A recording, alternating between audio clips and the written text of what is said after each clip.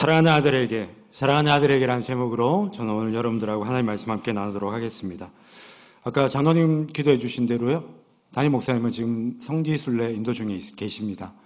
그래서 오늘 제가 대신 말씀을 전하게 됐고요. 작년 이맘때 담임 목사님이 안식월 가셨을 때 제가 2번 정도 주일 예배 설교를 했을 때 창세기 12장 말씀을 가지고 했습니다. 그래서 기억이 안 나시겠지만 한번 이어서 해보도록 하겠습니다. 사람은 누구나 거짓말을 하죠. 착한 거짓말이든 나쁜 거짓말이든지 간에 누구나 사실 거짓말은 합니다. 미국의 한 심리학 연구진에 따르면 사람은 하루 평균 200번 정도의 거짓말을 한다고 하는데요. 우리가 이걸 시간으로 환산해 보면 약 7분당 1번꼴로 거짓말을 하는 그런 셈이 됩니다. 물론 실험마다 이 횟수에는 차이를 보이고 있습니다. 근데 이런 실험은요, 사람들이 거짓말을 얼마나 많이 하는지를 알려주는 데 그 목적이 있기도 하지만 거짓말 없이 살아가는 것이 얼마나 어려운 일이라는 것을 알려주는 데도 그 목적이 있다고 할 수 있습니다. 최근에 이 사람들이 많이 하는 거짓말이라는 글을 제가 읽은 적이 있었는데요. 그 중에 몇 가지 제가 공감 가는 내용이 있어서 좀 나눠볼까 합니다. 첫 번째는 금방 도착해입니다. 우리가 약속했던 시간에 늦을 때에 많이 하는 거짓말이죠. 지금 막 출발하면서 금방 도착해 이런 말을 하죠. 두 번째는 제가 요즘에 많이 하는 거짓말인데요. 약관을 읽었으며 이에 동의합니다. 약관 내용이 많기도 하지만 이해하기 어려운 내용이 많다 보니까 대부분 사실 읽어보지 않고 우리가 동의를 누른 경우가 많이 있습니다. 세 번째는 귀차니즘에 이제 사로잡힌 사람들이 많이 하는 거짓말인데요. 나중에 할게입니다. 귀찮아서 미루고 싶을 때 우리가 하는 말이죠. 네 번째는 부모님들이 자주 하는 거짓말입니다. 솔직히 말하면 용서해 줄게. 알고 계시죠? 솔직히 말하면 더 혼난다는 걸. 다섯 번째는 솔직히 말하면 용서해 줄게라고 했을 때 자녀들이 많이 하는 대답 중에 하나입니다. 진짜 몰랐어요. 잘못을 저질렀을 때에 일부러 그런 게 아니다라는 그런 핑계로 많이 사용하는 표현입니다. 그리고 여섯 번째는 보통 홧김에 많이 하는 거짓말인데 나 안 해 이제 이겁니다. 진짜로 안 한다라는 표현이라기보다는 하는 일이 내 뜻대로 잘 안 됐을 때 화가 났다는 표현으로 나 앞으로는 이런 거 안 해 이런 식으로 우리가 많이 사용하죠. 이런 거짓말들은요, 우리가 일상생활 속에서 사실 우리도 모르게 자연스럽게 하는 거짓말들 중에 하나인 것 같아요. 그렇다면 사람들은 왜 거짓말을 하는 걸까요? 사람들이 거짓말을 하는 여러 가지 이유가 있겠지만 저는 크게 한 3가지 정도만 생각해 봤으면 좋겠습니다. 첫 번째는 거짓말을 하면 더 쉽고 편하게 살 수 있기 때문이죠. 그러니까 거짓말이 세상을 편하게 살아가는데 도움이 된다라고 생각하기 때문에 사람들이 거짓말을 하는 것입니다. 두 번째는요, 내가 다른 사람들에게 좀 더 나은 사람으로 보이고 싶기 때문이죠. 자신을 매력 있는 존재로 보이게 하려고 거짓말로 자신을 포장하는 겁니다. 마지막으로 이 불리하거나 난처한 상황을 모면하기 위해서 본능적으로 거짓말을 하는 경우가 있습니다. 눈앞에 닥친 위기를 모면하기 위해서 우리가 거짓말을 하는 것인데요. 사실 이런 거짓말은 대부분 생존의 문제와 관련이 있습니다. 문제는 거짓말을 해서 눈앞에 닥친 상황을 모면할 수는 있어도 그것이 본질적인 문제를 해결해 주는 것은 아니라는 데 있다는 것이죠. 믿음의 조상이라고 하는 이 아브라함도 여러분 거짓말로 어려움을 겪었던 적이 있었습니다. 아브라함은 왜 거짓말을 했던 것인지, 그리고 하나님은 이 문제를 어떻게 다루셨는지 오늘 말씀을 통해서 좀 살펴보도록 하겠습니다. 어느 날 하나님은 이 갈대아 우르에 살고 있던 아브라함을 찾아오셨습니다. 그리고는 고향과 친척과 아버지의 집을 떠나서 내게 보여줄 땅으로 가라고 하셨지요. 눈에 보이는 것도 없고 손에 잡히는 것도 없었지만 아브라함은 영광 가운데 자신을 찾아오신 하나님의 말씀에 순종해서 이 하란 땅을 떠나 가나안으로 향합니다. 그런데 그 땅에 가보니까 이미 터를 잡고 사는 사람들이 있었죠. 아브라함은 그 땅 거주민들의 텃세로 인해서 한 곳에 정착하지 못하고 이리저리 떠돌아다녀야 했습니다. 그러다가 또 다른 문제를 마주하게 되었는데요. 텃세도 모자라서 기근까지 닥치게 되었던 것입니다. 그러니까 한마디로 생존 자체가 어려운 그런 상황이 되었다는 것이죠. 여러분, 아브라함은 엄청난 결단을 하고 고향과 친척과 아버지의 집을 떠나서 가나안 땅까지 왔습니다. 자신의 인생 전체를 하나님의 약속의 말씀에 걸었던 것이죠. 그런데 그 땅에 와보니 그 땅 거주민들의 텃세에다가 극심한 기근까지 마주해야 했습니다. 아브라함이 무슨 생각이 들었을까요? 하나님은 내가 기대했던 것과는 다른 분인 것 같아. 그런 생각 하지 않았겠습니까? 아브라함이 노년에 정말 큰 결심을 하고 말씀에 순종해서 가족들까지 데리고 그 험한 길을 여러 번 지나왔습니다. 그런데 아무것도 하지 않으시는 것 같은 그 하나님을 보면서 하나님이 너무 무책임하신 건 아닌가 하는 그런 생각했을 것 같습니다. 보통 우리가 신앙적으로 큰 결단을 하고 나면 이런 일들이 우리를 찾아올 때가 있죠. 내가 어려운 중에도 하나님께 충성했는데, 내가 바쁜 중에도 교회를 위해서 헌신했는데, 내가 고난을 마주하고 있는데 하나님이 침묵하시는 것 같으면 그 하나님이 너무 무책임한 하나님으로 느껴지지 않겠습니까? 그래서 이 아브라함이 어떻게 하냐 하면 하나님께 묻지도 않고 약속의 땅을 떠나기로 합니다. 여러분, 사람이 실망하게 되면요, 말을 하고 싶어지지 않을 때가 있죠. 그냥 입을 닫아버리고 싶을 때가 있습니다. 자신을 실망시키고 하나님께서 약속도 지키지 않으시는 것 같으니까 아마 하나님께 묻고 싶지 않았던 거겠죠. 하나님께 아뢰고 싶지 않았던 거겠죠. 그렇게 해서 이 아브라함이 향했던 곳이 바로 애굽 땅이었습니다. 애굽은요, 나일강으로 인해서 항상 먹을 것이 풍족한 그런 땅이었죠. 그런데 이 아브라함에게 애굽 땅에 와보니 또 다른 걱정거리가 기다리고 있었습니다. 아브라함의 아내였던 이 사레가 너무 예뻤다는 거예요. 어느 정도로 예뻤냐 하면 애굽 사람들이 이 아내 사레를 차지하려고 자신을 죽일지도 모른다는 두려움이 생길 만큼 예뻤다는 거예요. 근데 사실 저는 이 말씀을 좀 묵상하면서 이게 우리 정서에 좀 맞나 싶은 그런 생각이 들었습니다. 우리 여기 계신 성도님들 중에 길에 다니면서 저희 와이프 너무 예뻐요 이렇게 하고 다니시는 분 계셔요? 볼 때 그러시기를 주님의 이름으로 축원합니다. 특히나 경상도 사람들 그러죠. 막 이렇게 칭찬하고 막 예쁘다는 말 사실 굉장히 쑥스러워합니다. 그래서 실제로 그런 표현들 잘 못하죠. 그래서 친구들한테도 남자친구나 여자친구 혹은 남편이나 아내를 소개할 때 우리는 꼭 물어보잖아요. 여러분들 소개팅 나가셨을 때도 우리가 제일 첫 번째로 물어보는 만국 공통의 질문이 있잖아요. 뭡니까? 예뻐? 그런 것처럼 친구들한테 남자친구, 여자친구 혹은 내 아내, 남편 소개할 때에도 친구들이 야, 너희 남편 잘생겼어? 너희 와이프 예뻐? 이렇게 물어보면 예뻐 이렇게 하면 좋겠죠. 근데 보통 에이 이런 식으로 우리가 이야기를 합니다. 이게 무슨 뜻이냐 하면 그걸 어떻게 내 입으로 얘기하냐 이제 이런 뜻이죠. 그리고 보고 확인해라 이제 이런 말입니다. 나름 자신감이 있을 때 이런 표현을 씁니다. 근데 예쁜 여자친구, 남자친구 있으면요 보통 그런 말을 안 하는데 실제로 친구들이 내 와이프를 본 다음에 우리 남편을 본 다음에 와, 너희 와이프 너무 예쁘다, 너희 남편 너무 잘생겼다 이렇게 칭찬을 하면서 부러운 눈짓을 보내면 우리는 그때 어떻게 합니까? 에이 또 이러죠. 아니야 그냥 이러잖아요.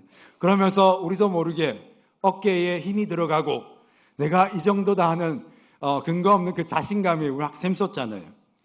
근데 여러분 아브라함이 지금 어떤 상황이냐 하면요 누가 봐도 탐을 낼 만큼 예쁜 아내가 곁에 있다 보니까 애굽 사람들이 자신을 죽일지도 모른다는 걱정에 사로잡혀 있었다라는 거예요. 그럴 수도 있겠지가 아니라 실제로 그 죽음의 두려움을 느꼈다라는 거예요. 그래서 자신의 생명이 위태로울지도 모르니까 아내가 아닌 누이라 부르자고 지금 이야기를 합니다. 남편이 여러분 정말 심각한 얼굴로 아내를 쳐다보면서 그런 얘기를 하는데, 아니 낯선 땅에서 남편 없이 지내야 할지도 모르는 그런 막막한 상황에서 어떻게 남편한테 그냥 냉정하게 안 된다고 하겠어요? 그래서 사례도 아브라함의 제안을 받아들였던 것 같습니다. 근데 여러분, 아브라함의 이 제안에는요, 하나님에 대한 심각한 불신이 숨어 있습니다. 지금 분명 하나님은 아브라함을 부르실 때 뭐라고 말씀하셨습니까? 그를 통해서 큰 민족을 이룰 것이라고 하셨지요. 그 약속이 바로 지금 자신과 아내 사례를 통해 이루어질 텐데, 아니 아내를 다른 사람이 데려갈지도 모른다는 사실을 본인이 예측하고 있으면서도 내 목숨만 건지면 된다라고 생각한다면, 여러분 어떻게 하나님께서 아브라함에게 주신 약속이 이루어질 수 있겠습니까? 아브라함이요, 하나님께서 주신 약속을 잊어버렸든지, 아니면 저는 사실 이게 더 크다고 생각하는데, 더 이상 하나님의 약속을 붙잡지 않기로 했던 것이죠. 하나님의 영광을 보고 위대한 부르심에 순종해서 믿음의 걸음을 옮긴 아브라함이 이제는 하나님께서 주신 약속마저 내팽겨쳐 버릴 지경이 되었습니다. 무엇 때문에요? 바로 자신에게 닥친 의심과 두려움 때문이었습니다. 여러분, 거주할 곳도 찾지 못하고 기근까지 닥치게 되니까 아브라함은 아무 일도 하지 않으신 것 같은 하나님께 실망해서 묻지도 않고 애굽으로 건너갔습니다. 그리고는 약속의 유업을 이어갈 아내를 누이라고 속여서 자신의 목숨을 유지할 생각을 하는, 누가 자신의 인생을 인도하는지도 모르는 그런 사람이 되어 있었습니다. 의심과 두려움은요, 여러분 분명히 힘이 있습니다. 뱀이 하와를 찾아와서 뭘 심어줬습니까? 바로 하나님에 대한 의심이었습니다. 하나님이 참으로 너희에게 동산 모든 나무의 열매를 먹지 말라 하시더냐? 하와에게 이 의심을 뱀이 심어줬지요. 그러면서 하나님의 말씀보다 뱀의 말에 마음을 빼앗겨서 결국은 죄를 짓게 만들었습니다. 분명 하나님의 말씀에 순종해서 떠났는데 거주할 곳도 없는 데다가 기근까지 닥치니 하나님의 약속에 대한 의심이 생겨났겠죠. 거기다가 텃세를 겪었습니다. 생존의 위협까지 받게 되니까 두려움도 생겼겠지요. 여러분, 의심과 두려움은요, 하나님의 말씀보다 눈에 보이는 것을 더 의지하게 만듭니다. 의심과 두려움이 하는 말에 우리가 더 귀를 기울이게 하는 것이죠. 그런데 그 결과가 뭐였습니까? 남편을 믿고 믿음의 길을 함께 떠난 아내에게 애굽 남자들이 당신을 차지하려고 나를 죽일지도 모르니까 누이라고 부르자라고 한 겁니다. 신앙의 위기가 어디서부터 시작되냐면요, 의심과 두려움으로부터 시작이 되는 것입니다. 하나님에 대한 의심으로부터 모든 문제가 여러분 시작이 되는 것이죠. 약속의 땅에서도 책임지지 못하는 하나님이신데 그 하나님이 어떻게 애굽 땅에서 나를 책임질 수 있겠습니까? 나를 지킬 수 있는 건 나밖에 없어요. 그래서 아브라함이 한 게 뭡니까? 아내 사레에게 누이라고 하라고 한 거잖아요. 아브라함이 예측했던 것처럼요, 애굽 사람들이 사레를 보고 여러분 엄청난 관심을 보였습니다. 심지어 애굽 왕 바로조차도 사레를 보고 반해서 이 사레를 아내로 삼기 위해서 궁으로 데려왔습니다. 정말 걱정했던 일이 벌어졌고요. 하지만 이 아브라함이 정말 잘 대비를 했던 덕분에 아브라함이 목숨을 건질 수 있었습니다. 자, 여러분 이걸 보고, 자, 봐, 내 말이 맞잖아. 내가 말한 대로 됐잖아. 여러분 이러면 되겠습니까? 사람들이 왜 점을 치거나 미래를 보는 사람들을 자꾸 찾아갈까요? 미래에 대한 두려움 때문입니다. 정말 그 사람들 중에는 일어날 일을 정확하게 예측해 주는 사람들이 있어요. 근데 여러분 중요한 건 뭐냐면요, 정확하게 알려주느냐가 아니에요. 우리는 사실 정확하게 알려주면 알려줄수록 그 사람을 더 많이 찾아가거든요. 근데 더 중요한 건 뭐냐 하면 누가 알려주느냐에 있는 것입니다. 의심과 두려움을 이용해서 얻는 정보는요, 우리를 자유롭게 하는 것이 아니라 그걸 통해서 그 사람에게 더 통제를 받게 만듭니다. 그래서 점치는 사람을 찾아가게 해요. 미래를 보는 사람을 계속 의지하게 해요. 자꾸 사람에게 매이게 하는 겁니다. 여러분, 두려움 자체는 나쁜 게 아닙니다. 인생에 두려움이 없었다면 어떻게 우리가 하나님을 만날 수 있었겠어요? 그런데 그 두려움이 사람을 의지하고 세상을 의지하고 자신을 의지하는 길로 나아가게 해서는 안 된다는 것입니다. 여러분, 우리가 찾아야 할 분은요, 앞으로 일어날 일을 정확하게 맞출 수 있는 사람이 아닙니다. 우리의 삶을 가장 좋은 길로 인도하실 수 있는 하나님 앞으로 나아가야 하는 줄 믿으시기 바랍니다. 저와 여러분의 과거를 아시고 현재를 아시고 미래를 아신 하나님, 저와 여러분에게 가장 좋은 것을 주기 원하시는 하나님, 가장 좋은 길로 인도하기 원하시는 하나님과 함께 할 때에만 의심과 두려움에서 제함을 누릴 수 있는 줄 믿으시기 바랍니다. 아브라함이 염려한 대로요, 바로 왕이 사례를 아내로 삼기 위해서 궁으로 데려갔습니다. 누이라고 하지 않았으면 정말 자기가 걱정했던 대로 목숨을 잃어버렸을지도 모릅니다. 목숨만 그런데 건졌던 것이 아니라 아브라함은요, 이 일로 인해서 큰 부자가 됐습니다. 사례를 바로에게 보냈던 대가로 양과 소와 노비와 암수나기와 낙타를 얻었다라고 성경은 기록하고 있죠. 그런데 여러분, 이런 아브라함 부러우십니까? 엄청난 재물을 얻고 아브라함이 정말 아싸, 이제 나 부자야 이렇게 했을까요? 아니요, 아브라함은 정말 너무나 큰 것을 잃어버렸습니다. 약속의 유업을 이어갈 아내를 잃어버렸고요, 거짓말로 아내를 팔아버린 못난 남편이 되었고요, 열국의 어머니가 되어야 할 사례가 바로의 후궁이 되어야 할 운명에 처하도록 만들었습니다. 그런데 이때 놀라운 하나님의 은혜가 임하게 되죠. 하나님께서 이 상황 가운데 직접적으로 개입하셨던 것입니다. 그래서 잘못된 것을 바로 잡으시는 일이 일어나게 됩니다. 오늘 우리가 읽었던 말씀 17절 말씀, 여호와께서 아브라함의 아내 사레의 일로 바로와 그 집에 큰 재앙을 내리신지라. 자, 하나님께서 바로를 찾아가셔서 바로와 그의 집안에 재앙을 내리셨어요. 진실을 알려서 잘못된 것들을 바로 잡으셨던 것이죠. 그러는데 이 일을 통해서 또 어떤 일이 벌어지게 되냐 하면 아브라함이 거짓말을 했다는 사실이 들통이 나게 됩니다. 자, 18절과 19절 말씀, 바로가 아브라함을 불러서 이르되 내가 어찌하여 나에게 이렇게 행하였느냐? 내가 어찌하여 그를 내 아내라고 내게 말하지 아니하였느냐? 내가 어찌 그를 누이라 하여 내가 그를 데려다가 아내를 삼게 하였느냐? 내 아내가 여기 있으니 이제 데려가라. 여러분, 지금 바로가 아브라함을 향해서요, 네가 어찌하여라는 말을 무려 3번이나 반복하고 있습니다. 네가 어떻게 나한테? 하나님의 사람이 지금 세상 사람으로부터 꾸지람을 받고 있어요. 하나님으로부터 듣지 않고 자기 판단을 따라 움직이니까 세상의 손가락질을 받는 일이 일어나게 되는 겁니다. 근데 사실 우리가 이 내용을 보면요, 고개가 약간 갸우뚱해지는 그런 사실 내용들이 있죠. 분명 여러분, 잘못은 누가 했습니까? 아브라함이 했습니다. 근데 재앙이 누구에게 임했습니까? 바로에게 재앙이 임했다라는 거예요. 분명 거짓말을 한 건 아브라함이고 바로는 아브라함의 거짓말에 속았기 때문에 아무것도 모른 채 사례를 후궁으로 취하려고 했을 뿐인데 재앙이 아브라함이 아닌 바로에게 임하게 되었다라는 겁니다. 오히려 바로는 여러분 어떤 모습을 보여줍니까? 사례가 아브라함의 아내란 사실을 알고 아브라함에게 이 사례를 다시 돌려보냈어요. 아브라함보다요 더 높은 도덕적 윤리적 수준을 지금 보여주고 있습니다. 그러면 여러분, 우리는 이런 하나님을 공의로운 하나님이라고 할 수 있겠습니까?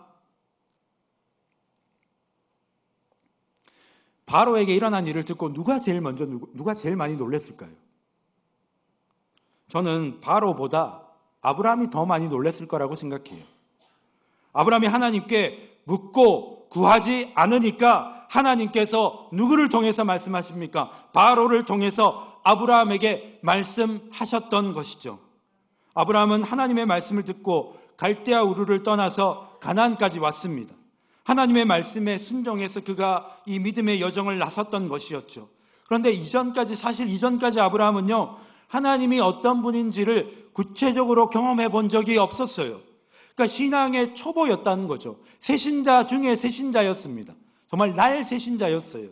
근데 그런 아브라함에게 하나님이 지금 어떤 일을 하시냐면 그 아브라함이 믿고 따르는 하나님이 어떤 분인지를 지금 분명하게 보여주고 계시는 거예요. 여러분, 성경은 아브라함을 뭐라고 부릅니까? 믿음의 조상이라고 부릅니다.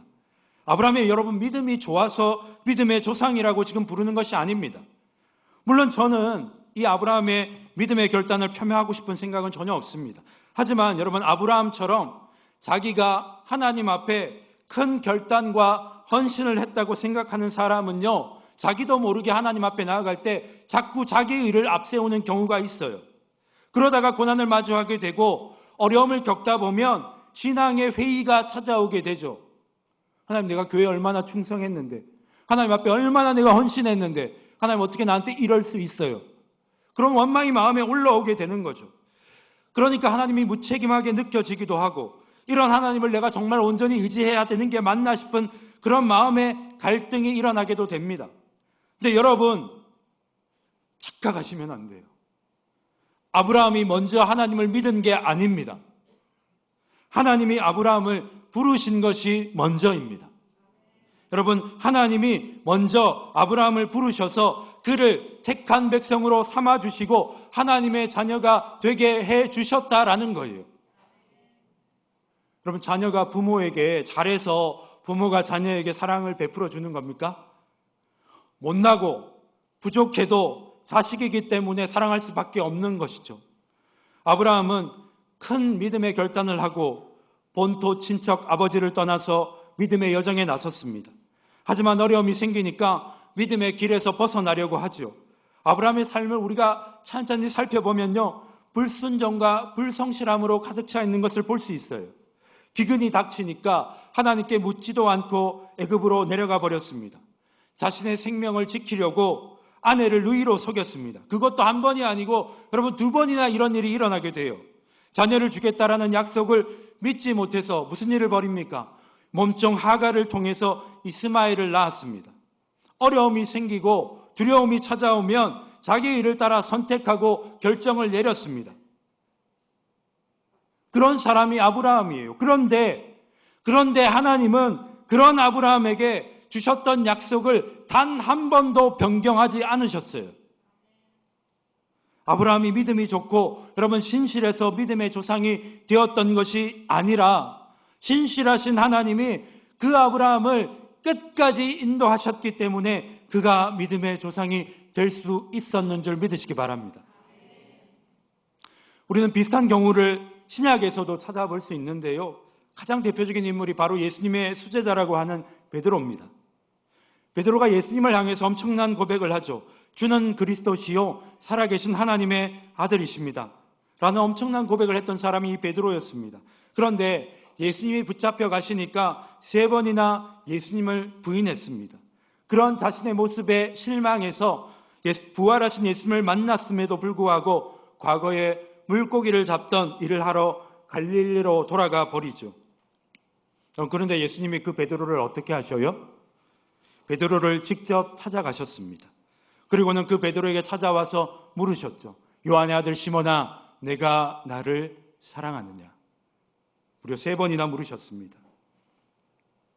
자, 예수님은 왜 자신을 3번이나 부인했던 이 베드로를 그렇게 찾아가셨을까요? 종과 자녀의 차이가 뭘까요? 종에게 있어서 제일 중요한 것은 뭐냐면요, 순종과 충성입니다. 그래서 주인의 말을 듣지 않는 종, 충성하지 않는 종은 그냥 쫓아내 버리면 되는 것이죠.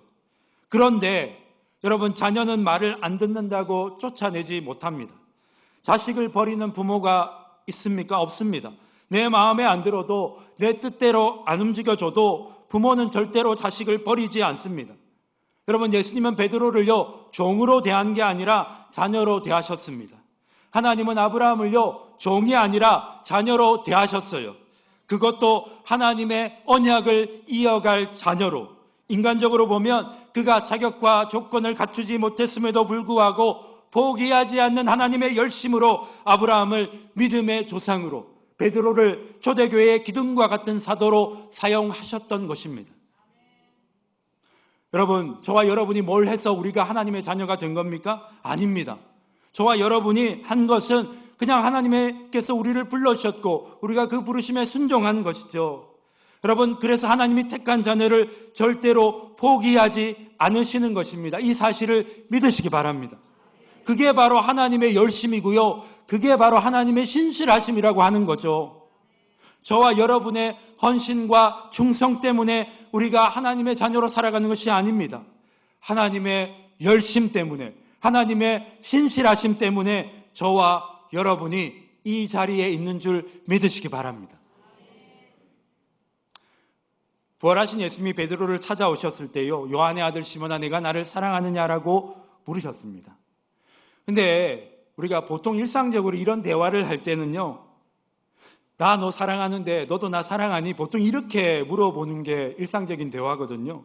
근데 예수님이 베드로한테 질문할 때 어떻게 하셨어요? 나는 너 사랑하는데 라는 질문은 안 하시고 네가 나를 사랑하느냐 라는 질문만 하셨어요. 여러분, 왜 그러셨을까요? 예수님은 그 사랑을 이미 십자가에서 증명하셨기 때문입니다. 로마서 5장 8절 말씀 볼까요? 같이 한번 읽어보도록 하겠습니다. 시작. 우리가 아직 죄인 되었을 때에 그리스도께서 우리를 위하여 죽으심으로 하나님께서 우리에 대한 자기의 사랑을 확증하셨느니라. 아멘. 여러분, 아멘이십니까? 우리가 성실하지 못한 그 죄를, 하나님을 온전히 신뢰하지 못해서 저질렀던 그 죄를, 자기가 인생의 주인인 줄 알고 자기 생각과 자기 고집을 따라서 살았던 그 죄를 하나님의 아들이신 예수 그리스도께서 십자가에서 이미 담당하심으로 우리를 향한 하나님의 사랑을 보여주셨기 때문입니다. 여러분, 내 생각대로 안 된다고, 내 계획대로 안 된다고 자꾸 하나님 앞에 나아가서 하나님 진짜 저 사랑하시는 거 맞습니까? 물으시면 안 돼요. 하나님은 저와 여러분처럼 성실하지 못한 불신과 의심으로 가득 찬 그 인생들을 위해서, 자기밖에 모르는 그 이기적인 인생들을 위해서 그 모든 죄를 대신 지시고 십자가에서 친히 죽으셨습니다. 하나님을 십자가에 못 박은 그 인생들을 향해서 내 아들아, 내 딸아라고 그렇게 부르시지 않습니까? 그러니 저와 여러분이 해야 할 일은 자꾸 하나님 앞에 나아가서 하나님을 확인하고 하나님 앞에 증명하라고 하는 게 아니라 우리 안에 하나님을 온전히 신뢰하지 못하도록 만들고 의심과 두려움에 매이게 하는 것에 집중할 것이 아니라 전능하신 하나님을 바라볼 수 있는 자리로 나아가야 합니다. 여러분, 하나님의 말씀을 듣는 자리로 나아가야 합니다. 여러분, 그 자리가 어떤 자리입니까? 그 자리가 바로 예배하는 자리입니다. 애굽에서 수치를 겪고 애굽을 떠난 이 아브라함이요, 다시 가나안 땅으로 돌아가게 돼요. 근데 가나안으로 돌아가서 이 아브라함이 뭘 했을까요? 창세기 13장 3절에서 4절을 보면요, 그가 네게부에서부터 길을 떠나 베델에 이르며 베델과 아이 사이 곧 전에 장막 쳤던 곳에 이르니 그가 처음으로 제단을 쌓은 곳이라. 그가 거기서 여호와의 이름을 불렀더라. 자, 처음 약속의 땅에 도착하자마자 세웠던 그 제단, 그 예배 자리로 지금 아브라함이 돌아갔습니다. 성경은 아브라함이 처음 제단을 세웠던 자리로 돌아갔을 뿐만 아니라 거기서 여호와의 이름을 불렀다라고 말씀하고 있습니다. 여러분, 하나님과의 관계를 회복하는 자리로 아브라함이 다시 나아갔다라는 거예요. 아브라함은요, 의심과 두려움을 떨치지 못하고 약속의 땅을 떠나서 애굽으로 내려갔습니다. 생명을 잃을까 봐 두려워서 약속의 유업을 함께 받은 아내를 누이로 속였다가 세상의 책망을 받았습니다. 복의 근원을 되게 하시겠다라는 약속을 받았음에도 두려움과 의심으로 인해서 재앙의 근원이 되는 그런 수치를 겪어야 했습니다. 여러분, 의심과 두려움이 밀려올 때요, 그냥 내버려 두시면 안 됩니다.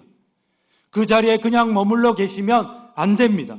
하나님 앞으로 나아가야 합니다. 세상의 소리를 듣고 자기 내면의 소리를 듣는 것이 아니라 아버지 되시는 하나님의 말씀을 듣는 자리로 나아가야 합니다. 누구보다 저와 여러분들을 사랑하셔서 가장 좋은 것을 주시고 가장 좋은 길로 인도하시는 그 하나님 앞으로 나아가야 하는 것입니다. 여러분, 내가 내 의지로 이 예배 자리에 나온 것 같지만요, 하나님이 저와 여러분을 지명하여 부르시지 않았다면 우리는 이 자리에 있을 수 없습니다. 예배는 하나님께서 우리를 하나님의 자녀로 삼으셨다는 것을 분명하게 보여주시는 자리이죠. 그러니 저와 여러분이 해야 할 일은 십자가에서 우리를 향한 사랑을 보여주신 주님 앞에 엎드리는 것입니다. 그리고 그분의 말씀을 듣는 것입니다. 저와 여러분이 마주하고 있는 의심과 두려움이 아니라 세상에서 누구보다 나를 가장 사랑하시는 주님, 그 주님의 말씀을 듣고 그분을 온전히 의지하며 순종할 수 있는 은혜를 달라고 하나님 앞에 구하는 것입니다. 여러분 믿으십시오. 하나님은 선하신 분이십니다.